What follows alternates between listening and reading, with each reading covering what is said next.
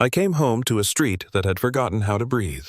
June heat lifting off the asphalt tomatoes, sagging a zip-tied HOA notice staring me at eye level.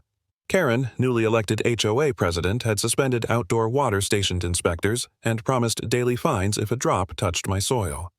I wasn't on their line. My well was county registered and grandfathered long before their covenants. One measured pull on the hand pump said this fight was about law, not thirst. Let me take you back.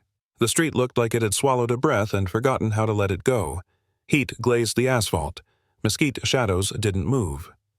I swung my truck door shut, and there it was at eye level, a formal notice zip-tied to my fence, plastic biting into cedar. "Of course it's you," I said under my breath. The HOA seal was inked crisp. Karen had signed the bottom with a loop like a gavel swing. Emergency conservation, outdoor watering suspended, by order of HOA, President Karen Duvall. The paper rattled once in the hot breeze and went still. My tomato garden beside the porch had the look of a dog left waiting, leaves cupped stems limp. I thumbed the spigot. The hose coughed at nothing. Water stayed where it was, nowhere near my beds. Document first, I told myself. I raised my phone, framed the notice with the house number, and took 3 shots, wide, tight, and angle, to catch the zip-tie scars. The doorbell cam blinked its little blue dot. I let it see me peel the notice off and slide it carefully into a gallon Ziploc. The plastic made a neat whisper like a secret agreeing to keep itself. At the side yard, the well box gave off a faint iron smell when I unclipped the lid. "Easy," I said, as if it were a skittish horse. The pressure gauge winked at me from under dust. I brushed it with the back of my knuckles and read the needle. 52 static, I murmured. Not dead. The pump housing thrummed once when I tapped the test switch. Down in the bore, a sound rose not loud, more like a throat clearing. Gravel scritched near the gate. 2 pairs of shoes on the sidewalk, a soft stop, then a retreat the way people walk past a yard they're not sure they're allowed to look into. The new plastic placard on the common board across the street glared in block letters, "Emergency Conservation." All caps, all nerve. I flipped open my pocket notebook and wrote the time ambient temp off my watch and the gauge reading. Then I drew a tiny tomato and shaded it in my private field mark for stake. When you work as a forensic auditor long enough, you learn that stakes are why the paper matters. Roger's cough came before his hello. "You picked a week," he said from the sidewalk, voice low like a man ordering at a library. "What did I miss?" I asked. "Everything wet." He tilted his chin toward the cul-de-sac. Sprinklers, fountains, the splash pad, dead quiet. Karen briefed folks yesterday. Says the infrastructure needs emergency care. "Permits," I said. He gave a small laugh that never got to his eyes. "You know the answer." We stood in the shade like conspirators who had forgotten whose side the sun was on. Somewhere behind us, the doorbell cam gave its soft beep, a delivery truck rumbling past, nothing delivered. Roger nodded at the notice bag. "You keeping that evidence?" I said. He studied my tomato garden. "They'll write you up for those leaves looking alive. They can try." I thumbed the hose again for show. It was still a dry snake. "I'm not on their line." Roger's eyebrows climbed. "You kept the—" "My well predates the houses," I said, plain as I could say it. "It's registered. It's legal." He looked over both shoulders the way folks do when gossip has turned into risk. "Then don't say that sentence loud again." "Why? They've been walking around with clipboards, and Karen's smile comes with teeth now. Anybody asks questions ends up with a notice of violation in their mailbox." His mouth twitched. She gave Mrs. Patel a warning for a wind chime. "Wind chimes are a gateway crime," I said. Roger snorted, and for a second the heat let go of his posture. "You going to the briefing? I'm going to read their words," I said. "Then I'm going to read the bylaws, and then a map." He tipped his chin at the well box. "You think you can—" "I can document," I said, gentle, "and I can share what I'm allowed to share." He rubbed his jaw. "Careful, Calder. Always, I said." It wasn't entirely true, but it sounded like we both needed to hear it. When he left, the street went back to holding its breath. I knelt by the hose bib at the garden bed and cranked the valve once more as if courtesy could coax a miracle. Thin air. The dirt smelled like hot pennies. I crossed to the hand pump bolted to the slab by the well cap my grandfather's gift salvaged and refitted when I moved back. I set my palm on the handle. Metal heat pressed into my skin. Let's see.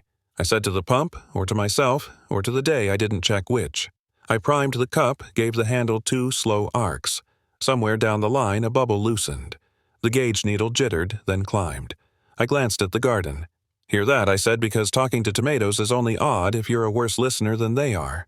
The pump gave a short, satisfied hum, and a thin thread of clear water licked the spout before I caught it in my test jar. I held it up. Sunlight pushed through it clean. My shoulders dropped in a way I hadn't told them they were allowed to. The doorbell cam chimed again 2 notes this time. I checked the screen, a man in a collared shirt I didn't recognize strolling by, slowing at my fence to stare at the empty zip-tie grooves. He lifted his phone, snapped a shot, and kept walking. The cam's little blue eye blinked again, catching his shoulders square the way truth likes to be framed. I sat on the warm concrete lip of the planter and started my pressure log date time. Ambient static pressure, primed recovery turbidity. Note, clear. I wrote each number like I was signing a promise. The notebook paper took the ink without complaint. Across the cul-de-sac, the clubhouse door thunked shut and opened again the way institutional doors do when they're practicing for something official. A woman's laugh skittered and died. The plastic conservation placard popped and clicked in the heat. A pair of kids coasted by on scooters saw my hose lying like a sunsick snake and frowned. One of them called Mr. Holt, "Is the splash pad broken?" "It's resting," I said, because they deserved a joke more than a policy. They rolled on disappointed, and I wondered how long disappointment can sit in a neighborhood before it starts calling itself a rule. I got up, wiped my hands on my jeans, and rehung the notice bag on a nail in the garage where oil cans used to live. "You're Exhibit A, now." I told it. Act like it. The mailman's steps made the box rattle. He lifted the lid and slid 1 envelope in, then 2, then gave my porch a sympathetic nod. Maybe he'd delivered too many violation letters this week. Maybe he was just a man with a hot root and an iced tea waiting at home. My phone vibrated in my pocket with the insistence of a small emergency. I thumbed it open, expecting a grocery coupon. The HOA app banner filled my screen in HOA Blue Emergency Briefing 6:00 p.m. Clubhouse attendance strongly encouraged. Strongly, I said, and the word didn't land anywhere soft. I screenshotted the push and dropped it into my evidence folder. The thumbnail lined up next to the notice photo and the gauge picture like 3 stones across a creek. 6 o'clock it is, I said to the garden. The leaves didn't perk up at the news, but they didn't droop worse either. Sometimes that counts. I leaned on the fence rail and watched heat wobble above the cul-de-sac. A neighbor I didn't know well glanced over, looked away, then looked back like he'd remembered something he meant to borrow and couldn't remember what. He raised a hand halfway. I raised mine all the way. People forget how to wave when they've been told rules are watching. The bell on my phone pinged again, a second push I hadn't asked for, neighborhood portal message unread. I opened it and held it there in my palm, bright as a warning light on a cockpit. "Okay," I said. "Show me." The subject line populated bold and official emergency briefing 6 p.m. HOA. The street stayed quiet. The heat clicked. Somewhere under my boots, the well waited old as the map that first claimed it, humming like a line that hadn't forgotten whose land it ran beneath. The clubhouse smelled like lemon cleaner and air conditioning, a chilled kind of authority. Folding chairs scraped in waves as people settled. Karen stood at the front in a cream blazer, hand on a small microphone that didn't need help. "Thank you for coming on short notice," she said. The projector blinked to life. Rusted close-up shots of pipe seams filled the screen. "As you can see, we have significant corrosion in the east junction. For the safety of the community, we are implementing a temporary suspension of all outdoor water use." Murmurs pocked the room. The security contractors by the doors folded their arms the same way, like mirror images. I raised my hand. "Point of order." Karen smiled, the kind of smile you buy in bulk. "If you'll hold questions until it's about the basis," I said, standing. Covenant Section 3.7. It says, quote, "No new wells may be installed without board approval. It does not apply to my well, which predates this subdivision." A few heads tilted. Someone whispered, "grandfathered," as if the word had just been issued at the counter. Karen clicked to the next slide. "We appreciate the input, Mr. Holt," I said. Calder Holt.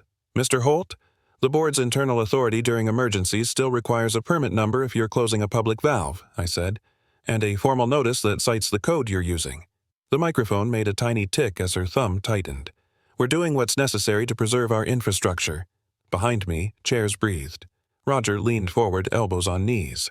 Ellie had a 3-ring binder in her lap and a toddler asleep across her shoulder. "I'm just asking for the number," I said. "Permit or work order? Something we can write down." The security lead shifted not toward me exactly, but toward the space my request took up. He didn't say anything. He didn't need to. Karen lowered her lashes at the screen, then back up. "We will provide an update through the portal," she said. "Please understand this is about the greater good. Greater good comes with paperwork," I said softer than it reads here. I kept my hands easy at my sides. "Also, Section 4.12 pre-HOA infrastructure exceptions." That got the room. The projector light made floating dust look like slow snow. Philip, a board member with librarian glasses, stared at his legal pad and didn't write. A man in a ball cap cleared his throat. "So, my kids' team can't use the field sprinklers, but the fountain by Magnolia kept running last night." "That is inaccurate," Karen said fast enough to sound like a reflex. Ellie raised 2 fingers. "If a resident has a lawful, well, that's not connected to the municipal system, can they water their tomato garden?" "A row of plants isn't infrastructure. You're not authorized to redistribute water," Karen said. "Private sources create liability." "Redistribute," I said. "I'm talking about pouring my own water onto my own dirt." The micro trembled in her hand, then steadied. "Questions will be answered after the briefing." She flipped to a slide titled, "Conservation is Community. Short-term inconvenience for long-term resilience." I sat. The air felt even colder. In the second row, a man I didn't know lifted his phone and typed grandfathered Well, Arizona, as if Googling might count as a vote. Karen wrapped with updates via portal. "Thank you for your cooperation." People stood without clapping. The security contractors opened the doors with identical reaches. Roger intercepted me by the wall of corkboard notices. "You just said the quiet part into a microphone," he whispered. "It wanted to be said," I whispered back. "Be careful," he said. Ellie slid over binder hugged tight. "Can you send me the clause you quoted? I'll email the excerpt I said. And if the board posts a permit number, I'll print it out and frame it." "Frame it," she said. Humor helps the medicine go down. Outside, heat fell on us like a job assignment. The clubhouse door thunked behind us. Somebody's flip-flops slapped across the sidewalk fast, like leaving the scene is part of compliance. I walked home with the kind of certainty that isn't loud. The mailbox had a new weight to it. Inside, a letter in HOA blue sat crisp as a pressed shirt. The envelope window showed my lot number. I carried it to the porch table and opened it with the key on my ring, not a flourish, just habit. Notice of violation. Unauthorized tomato garden watering remedy, cease until further notice during emergency suspension. Authority, HOA, enforcement. No permit number, no municipal code citation. I set the paper flat and took a photo with my phone, then another with the edge of the envelope in frame. The doorbell cam chimed. The postman's back moved away like he'd delivered a riddle. "Okay," I said to the paper, "your Exhibit B." The sun sat heavy on the fence rails. In the side yard, my tomato garden had the color of tired. I carried 2 steel cans from the shed and rested them by the well box. The lid clicked when I lifted its small workmanlike music. I checked the gauge. 51 static now, which is a way to spell ready. Ellie's voice came over the hedge. Calder. She stood at the gap with a look I recognized from the flight line, hope trying not to look like pleading. "If I could get enough to keep them alive," she said. "Just enough for tonight." "I'm not a utility," I said. "I know," she said quickly. "I'll sign whatever you need." I thought of a toddler head asleep on a shoulder of a man in a ball cap Googling civic vocabulary of a neighborhood trained to stand when told and sit when thanked. "Bring the cans," I said. She hustled 2 beat-up plastic jugs through the gate. I set my palm on the hand pump still intact, still waiting to be more than hardware and primed. The handle moved like it remembered me. On the second stroke, water came clear as a yes. I filled her first jug to the taped line and stopped. "That's enough," I said. "Slow soak, not a shower." She swallowed and nodded. "I can pay you." "No," I said. "But we're doing this by the book." I pulled a half sheet from my folder. 1 sentence, you accept water from a private source at your own discretion. Date and sign. She signed like someone writing, "I was here under a picture." The jug's handle creaked. The smell of wet plastic and heat mixed into something like grace. Roger appeared at the gate without making it awkward. "Is this 2 cans?" I said. "No gossip." He dipped his head. "No gossip," he echoed. We stood a long half-minute with the small sound of a drip somewhere finding the dust. The air pulled back from our skin. Even heat takes a breath when it realizes it's not the only force in the room. Ellie hugged her binder to her stomach. "Thank you," she said. "I'll bring cookies." "Don't," I said. "We'll just end up arguing about oatmeal raisin." She smiled like something had remembered how. She maneuvered the jugs through the gate and into the alley light. Roger watched her go and said, "You just lit a match. Maybe. Or we just kept a plant alive. I'll take either," he said. Back in the garage, I slid the violation into a new sleeve marked Today and added it to the binder behind yesterday's plastic notice, then glanced at the laptop on the workbench. The HOA portal sat open in a pinned tab, a blue badge waiting to be clicked. I refreshed. A new post jumped to the top: compliance walk-around tomorrow 9 a.m. Please ensure access to side yards and meters. I stared at the words until they looked like they were trying to hide something in plain sight. The cursor blinked in the search bar. Outside, a car door thumped. Somewhere down the block, a sprinkler sputtered, once coughed dust, and went quiet.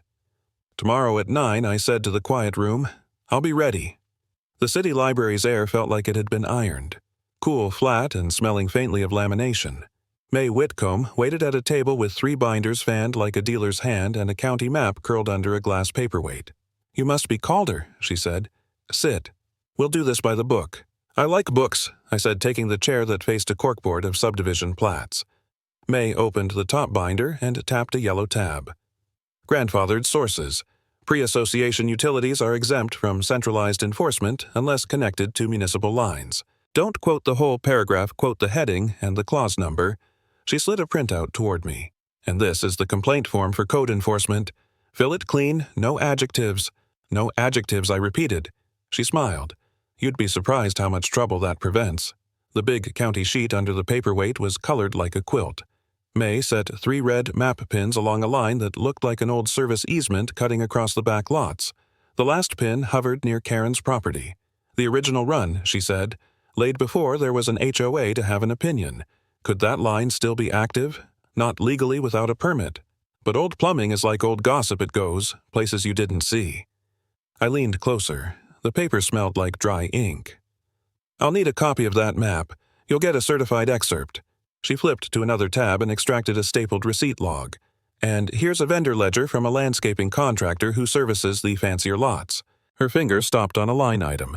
"Private fountain service, 2.3 hours. Dated during your neighborhood suspension." "That's tidy," I said. "It's a detail," she corrected. "Details add up. They don't shout." A backpack thumped the chair beside me. Noah, a tall kid with a baseball cap and a camera clipped to his strap, slid into the seat like he'd been invited all his life. "Ms. Whitcomb said you needed footage?" "What did you get?" I asked. He unlocked his phone and turned the screen our way. Grainy night video filled the frame Karen's yard at an angle from the cul-de-sac. A white arc of water threw itself into the air like it was practicing for a wedding. On the corner, a timestamp glowed 22:14.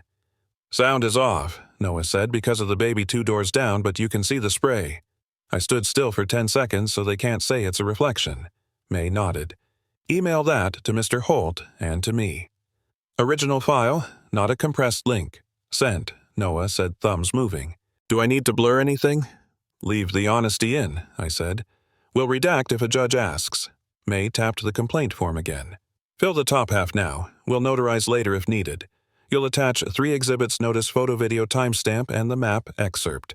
Keep the ledger as a 4th if the contractor confirms." I pulled a pen from my shirt pocket. The columns made my hand slow and careful name-lot description of condition, date, time. I wrote in the way you do when you're promising the future a clean copy of the past. Noah walked off to find an outlet.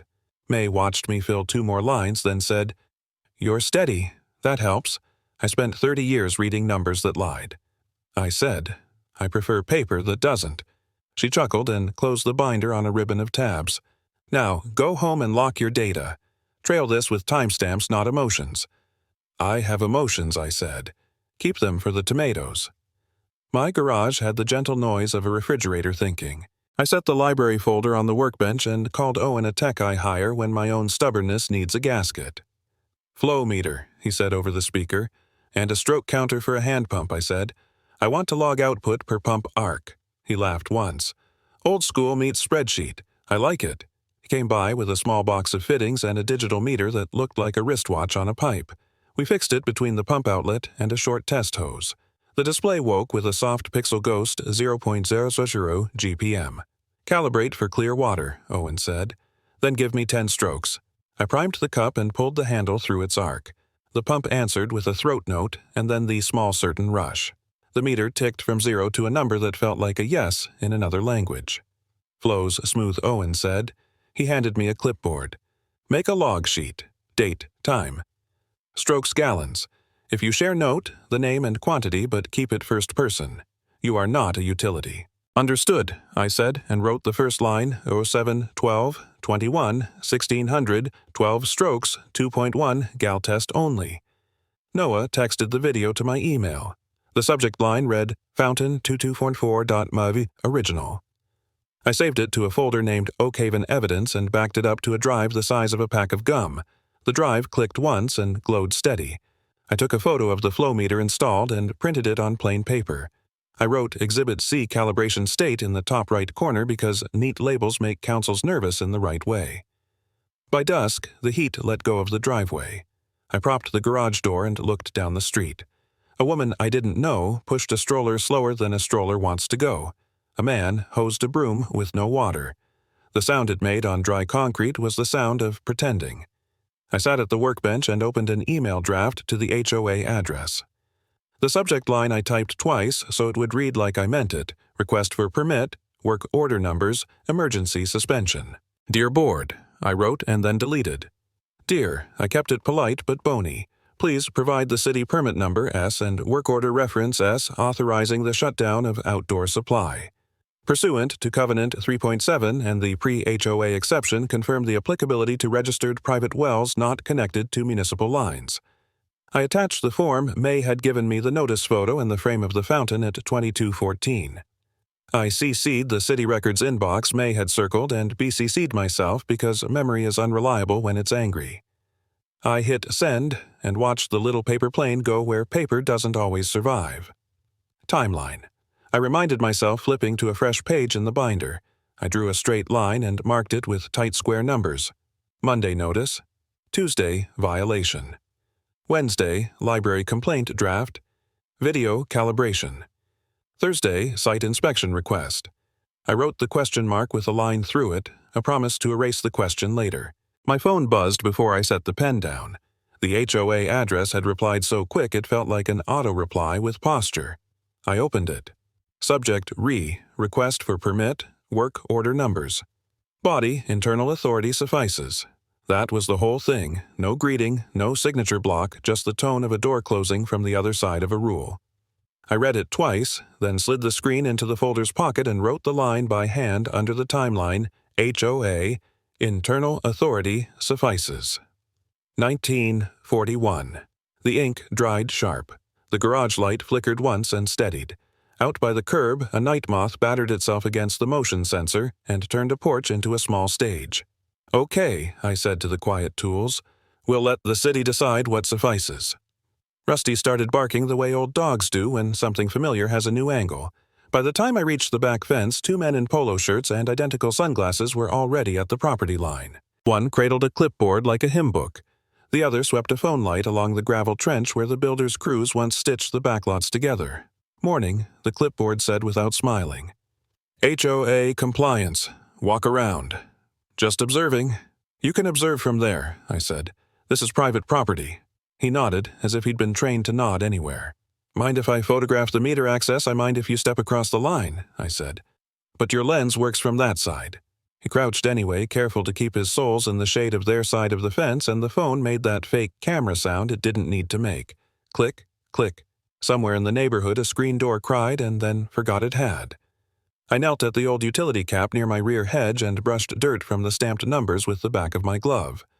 The brass was scarred, but the index still read clear. I framed it with my phone tight, then wide with the hedge and the fence post in view, then held the image next to the easement excerpt May had printed for me.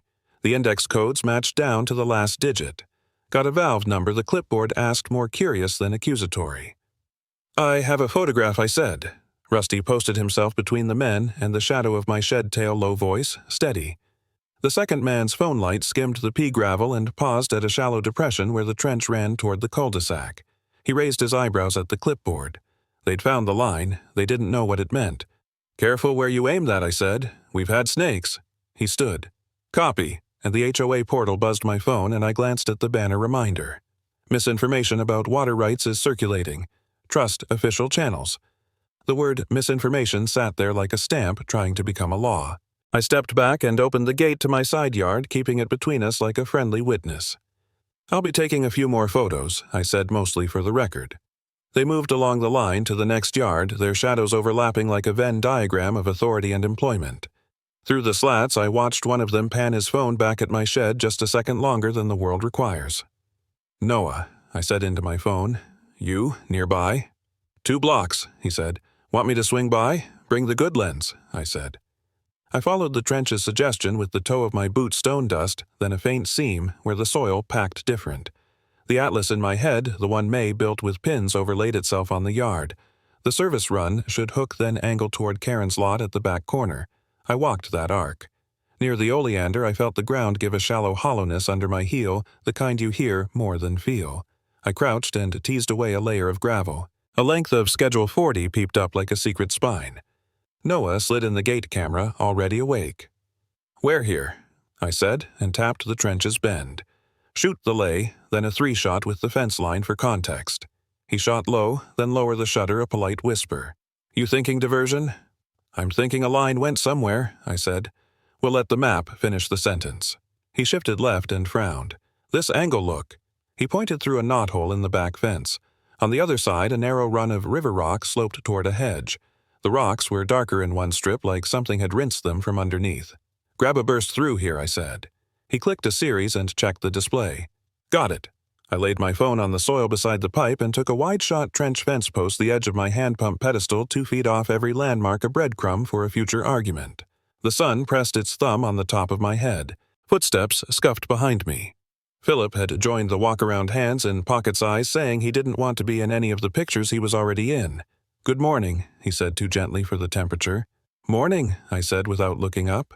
He watched the lens, the pipe my notebook. "Everything all right back here I'm documenting," I said. "Everything's all right with documentation." He nodded, the kind of nod you give a thunderhead. "We don't want trouble." "Trouble prefers a lack of paper," I said. "I'm allergic to that." The clipboard reappeared, and for a moment all 4 of us existed in a square yard of heat and implication. Rusty woofed once low, his old man voice tapping the baseboard of the scene. "Let's keep moving the clipboard," said to Philip, as if moving were the same as managing. Noah drifted to the pump pedestal. "Want a shot of this too, Cher?" I said, turning as he framed the hand pump with the shed in soft blur. I took a step backward to get the valve cap in a second frame, misjudged the slab's edge, and bumped the pump's handle. The lever snapped down a few inches and kissed the stop pin with a bright tang. When I righted it, a thin crescent of metal flaked at the pin, no structural damage, but a nick you could feel with your thumb. I winced. "That's on me." Noah zoomed in, concerned. "Did I?" "No," I said, already fishing my phone back out. "It's a cosmetic ribbon. Photograph it before we forget the angle." He took 2, then a third with a ruler laid across for scale. I wrote the time and the note. Self-report, pump pin nicked during documentation, and snapped the page for the file.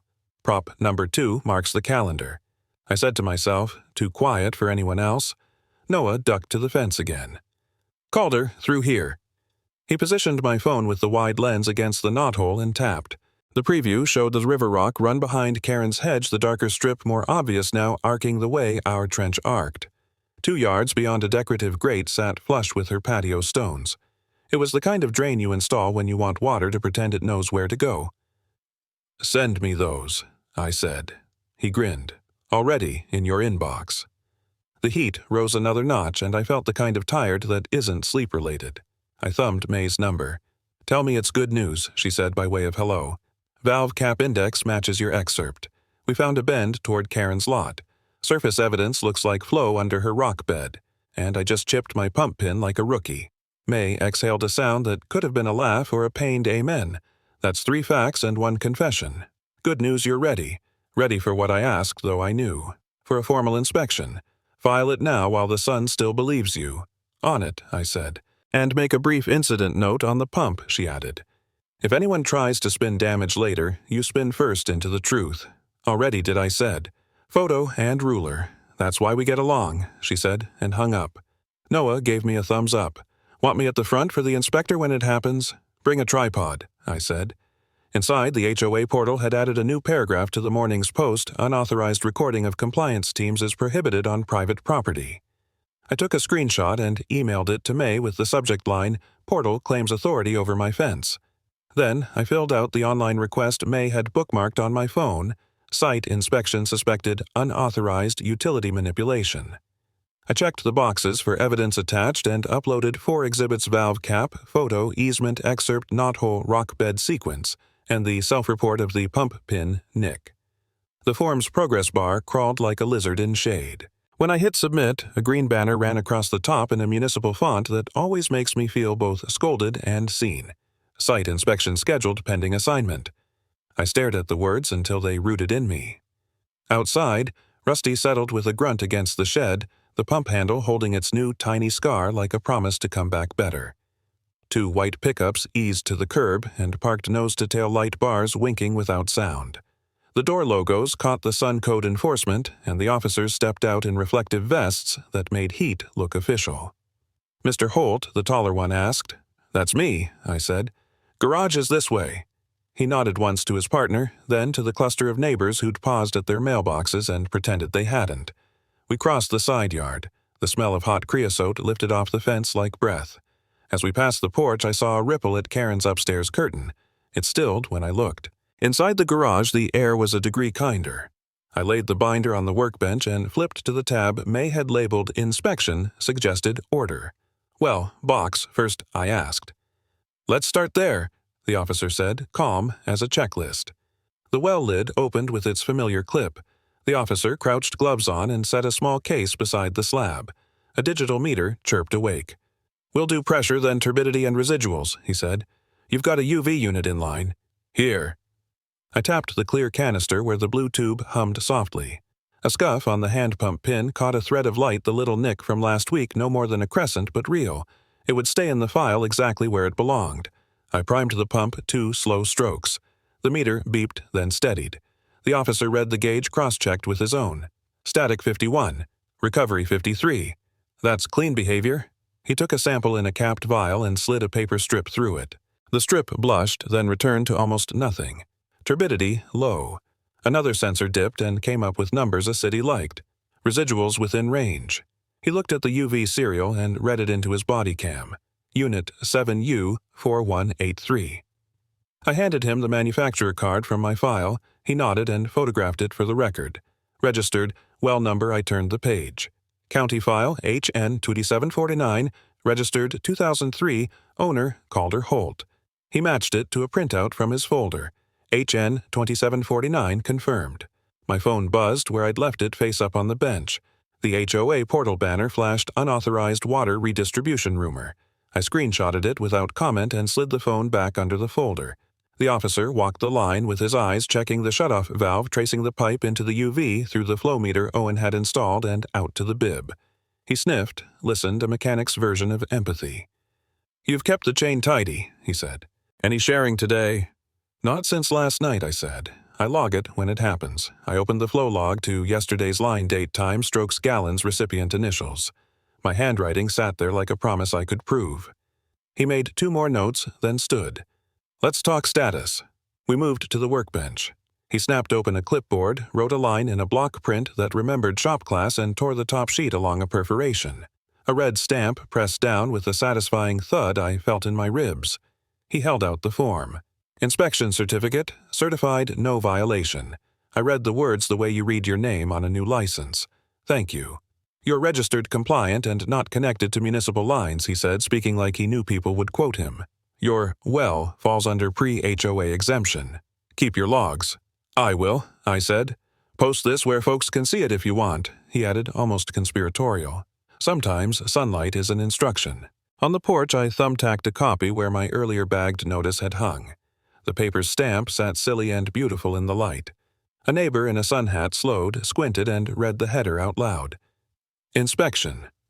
Certified no violation. She said the last words twice as if the second time could travel farther. Behind her, Roger came up the walk like a man approaching a solved equation. "What's it say?" someone asked him. "Compliant," he said. "Grandfathered." It moved down the block the way gossip hopes to clean for once. "Compliant. Grandfathered." The words sounded like hinges getting oiled. The officer took photos of the certificate in situ, then nodded toward the side gate. "I'm going to walk the exterior and note any signs of tampering at the common line." You're okay if I stay on your side of the fence. Long as your boots do, I said. He stepped off the porch. The second officer followed steady and unhurried. Across the street a curtain fluttered and held still. I set my phone on speaker and hit May's number. Well, she asked. Numbers are friendly, I said. Serials matched. He stamped it, no violation. That'll print well, she said, and I could hear the smile she didn't spend often. Send me a scan. I'll ping records so the city copy lands in the right box.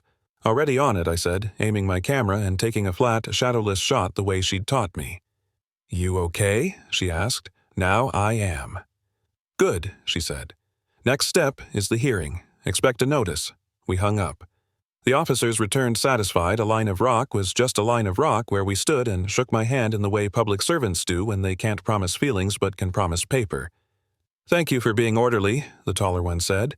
It's the only trick I know, I said. They packed their cases, climbed into the pickups, and rolled down the block at the speed of continued jurisdiction. People pretended to go back to their days. I took a breath I hadn't admitted I was holding, then another because the first one needed company.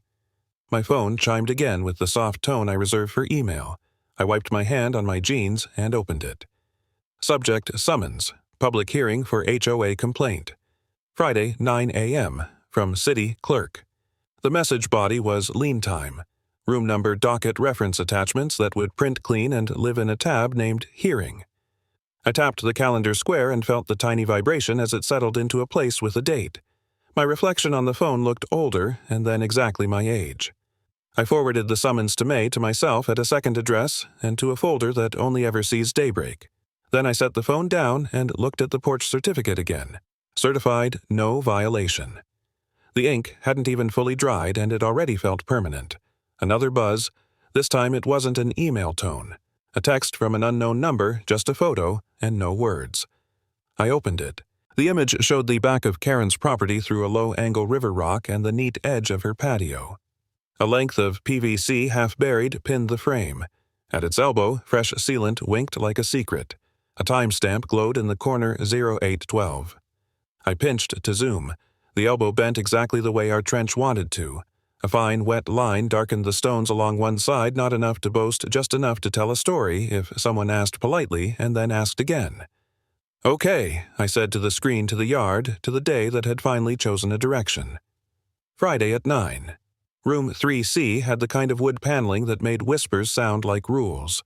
A placard on the door read, Commission Hearing Oak Haven HOA, in a font that didn't blink. I took the chair marked Witness and set my binder on the table so the tab evidence faced out. Across the aisle, Karen sat with a thin folder pressed to her ribs like it might warm her. When she glanced up, the fluorescent lights found the edge of her glasses and then moved on. May leaned close, fingertip on my binder spine. Tabs, then timestamps, she murmured. I nodded. Philip, board member soft voice, stared at his lap as if he'd misplaced a word and didn't have the courage to ask the room for it. 3 commissioners took their seats. The center chair, Commissioner Mlin, gave the gavel a single test tap that didn't need a rehearsal. We are convened, she said. Allegations relate to unauthorized utility manipulation and failure to comply with municipal code. Mr. Holt, you are the complainant.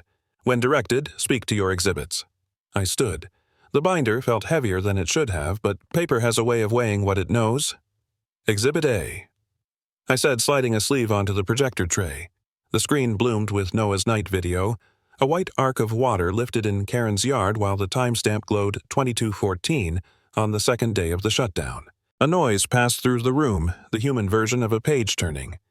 Sound is off, I said, but the pump pattern is visible. This was captured from public right-of-way.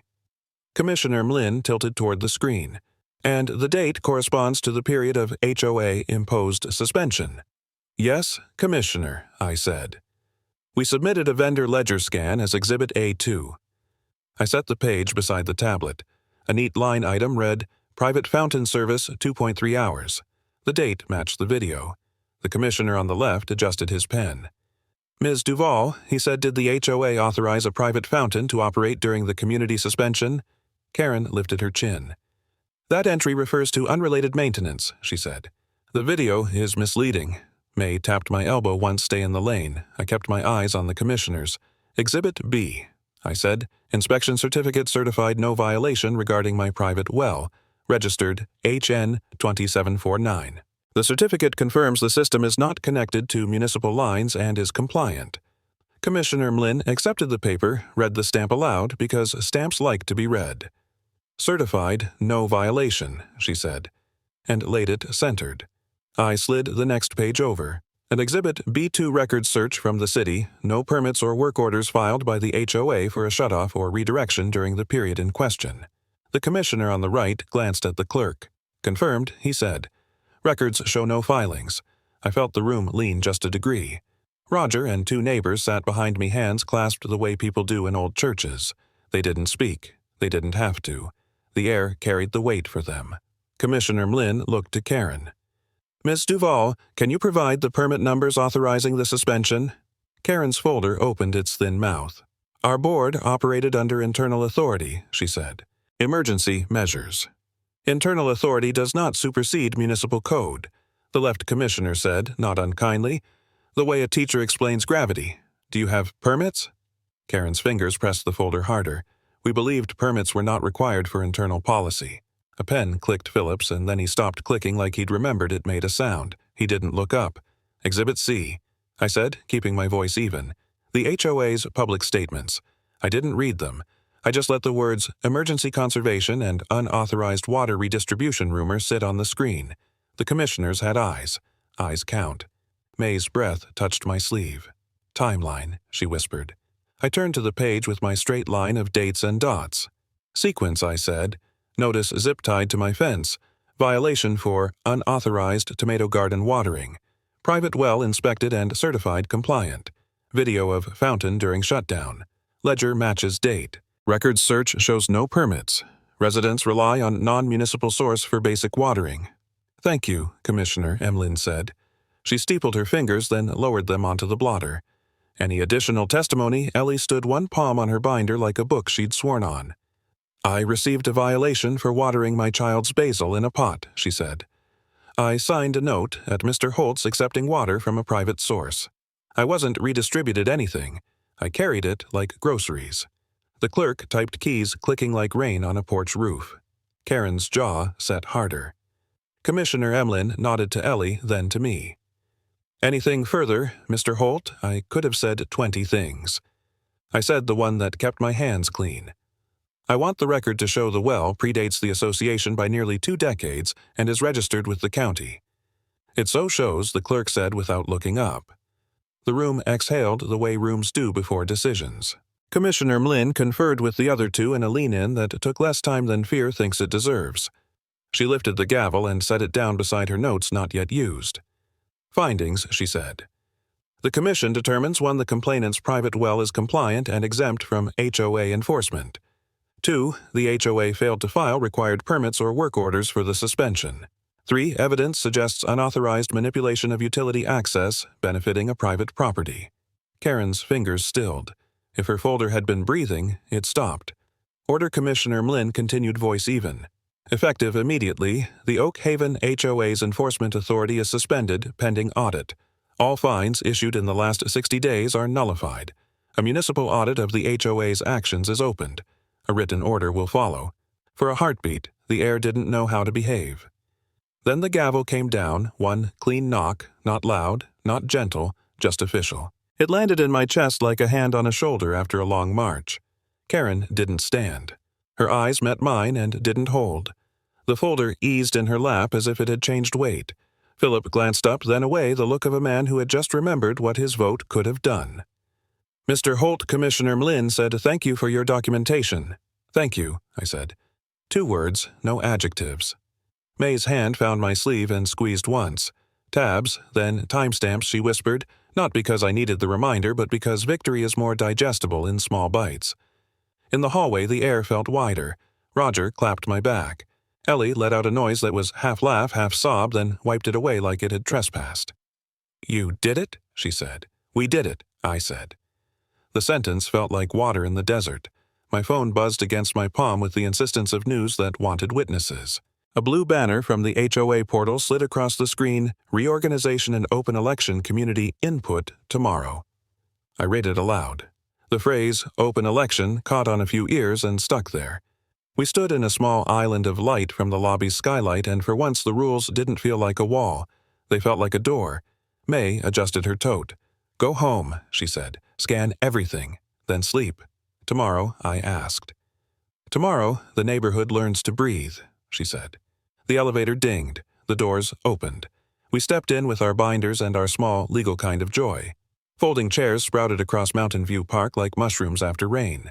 The HOA's reorg plan email had gone out at dawn, and by late afternoon a current of people was already streaming toward the gazebo strollers, lawn blankets, a card table or two.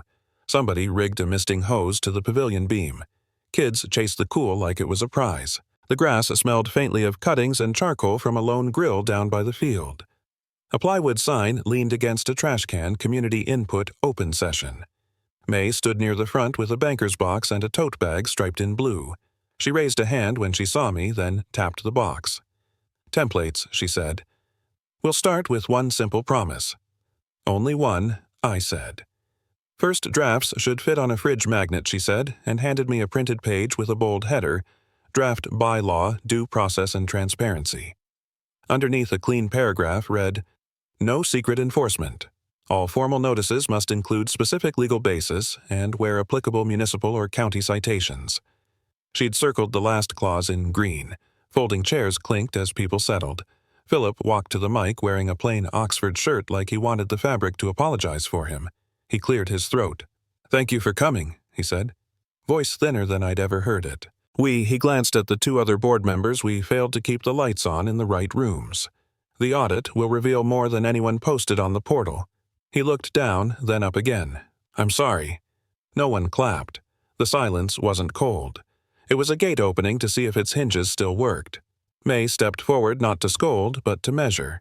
"We're going to propose a short list of bylaws and put them in front of you one at a time," she said. "If you want them, we'll take a show of hands and then a written vote next week. We'll keep the words small and the consequences large." Ellie raised her hand, the motion precise from months of being ignored. "Can the first rule be the one on the sheet?" she asked. "I'm tired of letters that feel like rumors with letterhead." May lifted her own copy. "Yes," she said, and handed empty sheets down the aisle's draft bylaw at the top lines beneath for notes. "Mark up the language." "I prefer underlines to exclamation points." By the time I sat, my phone tinged with a new message, the HOA thread where neighbors had been trading screen grabs and recipes. The subject line read, "Reorg, Plan, Docs, Attachments." I pulled a pen from behind my ear and started underlining "No secret enforcement," legal basis, citations. Philip stepped aside. Roger held up a sample flyer with a clean grid. "Saturday the 25th, he read into the mic. "Open election at the clubhouse. Ballot preview is on the back, positions and responsibilities." He flipped the sheet, and someone passed one to me. "Ballot sample" ran across the top, then boxes, then 3 short job descriptions with verbs that didn't puff themselves up. I ran a thumb over the paper edge. It was heavier stock than we'd used for potlucks. "When you finish marking your draft," May said, "drop it in the banker's box. We'll post the consolidated text by midnight." I nodded, then lifted a canvas tote from under my chair. The hand pump handle and its nicked pin lay wrapped in an old shop towel. I caught May's eye.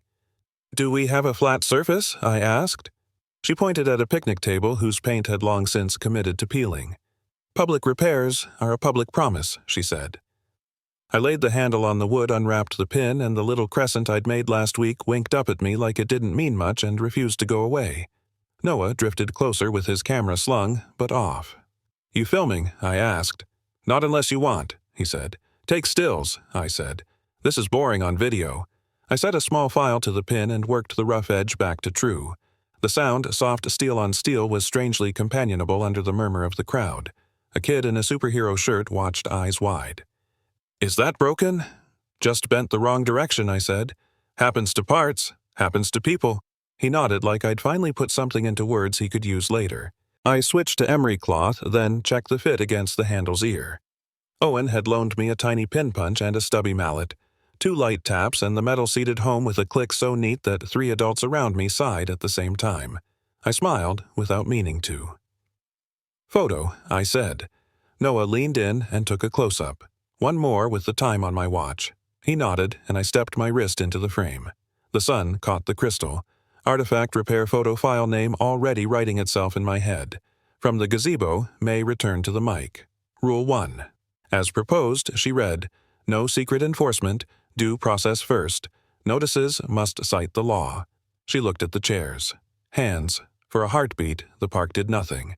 Then fingers rose tentative, then confident, then, with that tiny insistence hope has when it realizes it's earned the room. Roger lifted both hands like a joke and then, catching himself, set one down. Ellie kept her palm up a long second, then smiled at the toddler tugging her sleeve. May counted softly, lips moving, then nodded. "Majority present," she said. "We'll capture your edits and post the final language tonight." The box swallowed the marked pages. Paper makes a comfortable noise when it believes it's headed for good work. "Next item," Philip said, careful, like the mic might bite. "Inspector contact protocol and a council for oversight separate from the board." People leaned forward instead of away. The late sun bled gold onto the playground slide. The mist hose hissed and clicked. I slipped the handle and pin back into the towel and tied it off. "You're really putting it back together?" the kid asked Shadow long at my feet. "Not yet," I said. "Tonight I'll reinstall it at home. Tomorrow you can pump it." He grinned like he'd been invited to a ceremony with snacks. The grill down by the field coughed a ribbon of smoke that smelled like pepper and grocery store briquettes. Someone's laughter reached us and stayed a little longer than it used to. Karen didn't appear. Her name did not for once need to be spoken to run the day. May slid into the seat beside me and tapped the wrapped handle with a finger. "You'll post the photo with the caption, 'Maintenance Log Update.'" "Exactly," I said. No adjectives. Her smile was small and satisfied. "Look at us building habits." By dusk, the banker's box was heavy and the flyers were gone. The mist hose shut off with a tired sigh. Philip adjusted the mic one more time. "We'll post the final reorg plan and the election details by 9, he said. "Thank you for—" He searched for a word that didn't parrot the old tone. "For staying." People stood by lifting their chairs only when the person beside them had their fingers clear. It takes a while to relearn neighbors. On the walk home, my phone buzzed in the pocket of my shirt. The group thread had come alive again. Neighbors Oak Haven. A new message popped to the top 5 words and a thumbs-up emoji. "Tomorrow we vote." I stopped to read it twice and took a picture of the screen with the park lights blurring behind it. I slid the phone back and kept walking. The handle in my bag pressed a friendly weight against my hip. Ballots made a soft shush when they slid into the clear acrylic box like the park itself had learned to whisper. A vinyl banner curved across the gazebo rail. "Open Election. Juniper Grove, HOA." The morning light hit the letters and kept on going, landing on folding chairs, stroller handles, the scuffed toes of kids who couldn't be convinced to stand still. May stood near the sign-in table with a clipboard and a sensible smile. "Process at the front, snacks at the back," she said to anyone who drifted within reach. Roger handed out pens that had survived at least 3 yard sales. Ellie kept the line moving with a teacher's politeness that tolerated exactly 0 cutting. I stepped up when it was my turn, filled the oval next to Claire Watkins for president, and slipped my ballot into the box. The ballot made that small sound. I couldn't help it. I watched it settle. On the way to the coffee table, the mailbox in my pocket vibrated once against my palm. A single envelope sat inside cream paper with my name in careful cursive. The return address corner was bare. I slid a finger under the flap. A short note rested on one fold. "Calder, I went too far." I forgot the difference between order and ownership. I hope the water forgives me. Karen. I read it twice. No excuses, no defense. I tucked it back into the envelope and into the inside pocket of my shirt. It was not absolution. It was acknowledgement. Sometimes that's the only bridge you get. By late morning, the box was full enough to look convincing. Philip, newly allergic to microphones, stood to the side of the gazebo with a legal pad and a tally crew. May stepped to the front and lifted a sheet of paper with a stamp in the corner. "We have minutes," she said, "and we're going to read the parts that change your lives today." She nodded to me. I took my place beside her binder, open to a tab labeled Minutes Resolutions. The page had the neatness of fresh rules. Resolution 1. I read, voice steady. "All fines and notices issued between June 1st and August 31st are hereby rescinded and nullified." A ripple moved through the chair's shoulders, relaxing in increments. Resolution 2, May said. Establishment of a Community Oversight Council, independent from the board, with authority to review enforcement actions and require due process. Heads tilted in the good way, the way people do when they see a tool they recognize. Roger raised a hand. Does that mean a hearing before a notice sticks? It means a citation must be traceable to a rule and a law you can read, May said. Paper with a backbone. We kept going, inspector contact protocol open, meeting times how to post agenda items that aren't tantrums. When the minutes reached the part about receipts and refunds, a woman in the third row covered her face with both hands. She laughed behind them. Or cried. It sounded like both. The tally crew finished. Philip cleared his throat and read in a voice that didn't shake. President Claire Watkins. Treasurer Devin Morales. Secretary Lynn Tran. Oversight Council Calder Holt, Ellie Mendez, Gary Whitmore. Claire stepped to the mic. She wore a blue dress and flats that looked like they meant it. "Thank you," she said simply. "From now on, process first finds last." She let the words hang a second longer than a slogan. They felt like a pledge only because the room wanted them to be. The park drifted toward potluck. Someone plugged in a speaker that couldn't decide what decade to live in. I checked my watch, then the tote at my feet. "Ready?" I asked May. "Let's do the small ceremony you promised you wouldn't call a ceremony," she said. We walked down the path to my place with a trail of curious in our wake. Kids peeled off to scoop pebbles. Adults peeled off to retrieve folding chairs they'd claimed with hoodies. At my side yard gate, I entered the code. The keypad gave its soft beep, then the latch lifted with a sound I'd missed more than is reasonable.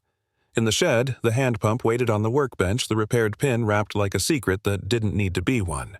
I set the handle in place and slid the pin through the ear with a clean straight line. One tap with the mallet, then one more. The metal answered with a click that felt like a period finding the end of a long sentence. "Photo," Noah asked from the doorway camera already up. "Yes," I said. He took a tight frame, then a wider one with May's watch catching the light. Artifact restoration photo. I could hear the file name in my head again. We moved to the tomato garden, the plants now heavy enough to bend their own cages. The wood sluice, a trough I'd built from scraps and stubbornness, sat ready to carry the first run where it needed to go. I put my palm on the pump handle. "Say something," Ellie whispered. "I'm a better auditor than a poet," I said. "That counts," she said. I drew the handle down slow and even. The pump met the water and gave it back with a clear, steady rush. It hit the trough with the smallest applause and slid toward the roots with a gleam that made red look redder. Claire laughed quietly. May wrote the time in the margin of a paper she'd probably file where paper goes when it wants to be found later. A kid in a superhero shirt planted both hands on his knees and leaned in solemn. "Can I try?" he asked. "2 strokes," I said. "Slow." He took the handle and did exactly what I'd asked. Adults did that little half-cheer people do when someone small obeys physics and kindness at the same time. Noah snapped a photo that caught the pump, the trough, the hands, and the tomatoes. "This one's good," he said. "Like a postcard we actually deserve." Near the well box, a ring of small stones sat where the grass had given up a circle I hadn't noticed growing. Names had been painted on each: Roger Ellie Gary, Emma Claire May, and one that said simply, "Us." Someone had set a stone for Rusty with a paw print and a date. The stones didn't ask for attention. They held it anyway. Claire touched the top of one with her toe, gentle. "We'll keep it here if that's okay," she said. "It's better than okay," I said. "It's accurate." We stood there in a half-moon while the water did what water does when humans stop asking it to carry their egos. The pump's rhythm found the afternoon. The gate side closed behind a latecomer with a plate of cookies. The tomatoes let go a smell that only happens when a stem gets what it needs. May looked at the minutes in her hand, then up at me. "You going to file the restoration in your maintenance log?" "I am," I said. "1 line. No adjectives." She smiled. "You get to add a photo this time." Neighbors drifted back toward the park. The speaker tried a new song and got it right. Claire shook 3 hands, then 3 more. "We'll post the Oversight Council's first agenda tonight," she said over her shoulder. "Bring pens." I turned the pump 1 more time, the handle easy in my grip, the repaired pin a quiet proof that small parts can come back truer. The trough gleamed. A drop hung at the edge long enough to be seen, then fell exactly where it should. Behind me, the latch met the strike with a firm click. The yard breathed. The rules felt like rails again, not walls. Somewhere upstairs, a curtain moved and didn't hide anything. "All right," I said to no one and everyone. "Let's keep it running." The pump answered with water and rhythm. The garden answered with green and red. The day answered with a kind of order that didn't need an announcement. By evening, the park smelled of charcoal and cut grass, and the sun slid warm along the pickets. In my side yard, the restored hand pump answered the first pull with a cool, steady rush. We didn't win by shouting. We drew boundaries, fixed the system, and watered what mattered: tomatoes' trust and the space between neighbors, while minutes and ballots did their quiet work. Justice isn't loud. It's steady.